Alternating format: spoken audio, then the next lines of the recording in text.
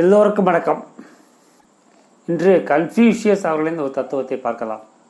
பாதை பயணம் செய்வதற்கு, போய் சேருவதற்கு அல்ல.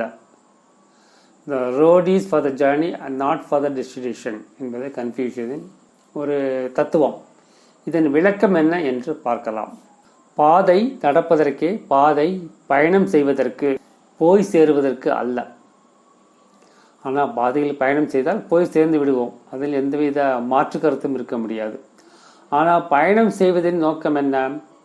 பாதையில் நடப்பதின் நோக்கம் என்ன? பாதையில் பயணம் செல்வதின் நோக்கம் என்ன? பயணம் செய்வது.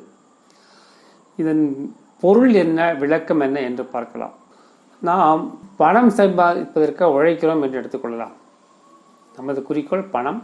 நமக்கு மாதம் மாதம் சம்பளம் வர வேண்டும், வேலை செய்தால் வேலைக்கு கூலி வர வேண்டும். இது நமது குறிக்கோள், போய் சேரும் இடம்.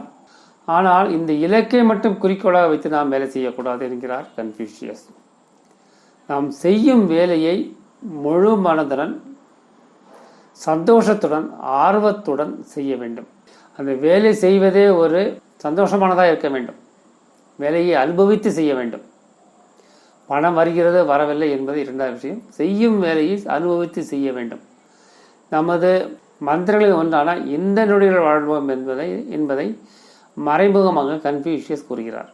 அதாவது ஒவ்வொரு நொடியையும் நாம் அனுபவித்து வாழ வேண்டும். ஒவ்வொரு அடியையும் அனுபவித்து நடக்க வேண்டும். இதைத்தான் கன்ஃபியூஷியஸ் அவர்கள் கூறுவது. இலக்கு எங்கு வேண்டுமானால் இருக்கட்டும். இலக்கு நாளை கிடைக்கிற நாளைக்கு போய் இலக்குக்கு நாளைக்கு போய் சேருவோம், இல்லை அடுத்த மாதம் போய் செல்வோம், இல்லை அடுத்த வருடம் செய்யலாம். அதை பற்றி கவலைப்பட வேண்டும். என்றால் நடந்தால் இலக்கு போய் சேருவோம். அந்த இலக்கை பற்றி கவலைப்பட வேண்டாம். ஆனால் நடப்பதை அனுபவித்து மகிழ்ச்சியுடன் நடக்க வேண்டும். ஒவ்வொரு நொடியையும் நாம் முழுமையாக வாழ வேண்டும். ஒவ்வொரு நொடியையும் நாம் முழுமையாக வாழ வேண்டும். அதில் முழு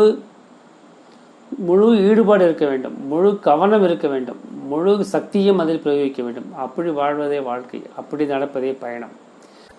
நமது மந்திரம் அன்பே சிவம். அன்புடன் வாழ்வோம், கடமையை செய்வோம், இந்த நொடியில் வாழ்வோம், எல்லோருக்கும் உதவி செய்வோம். எல்லாம் சிவமயம். நன்றி, வணக்கம்.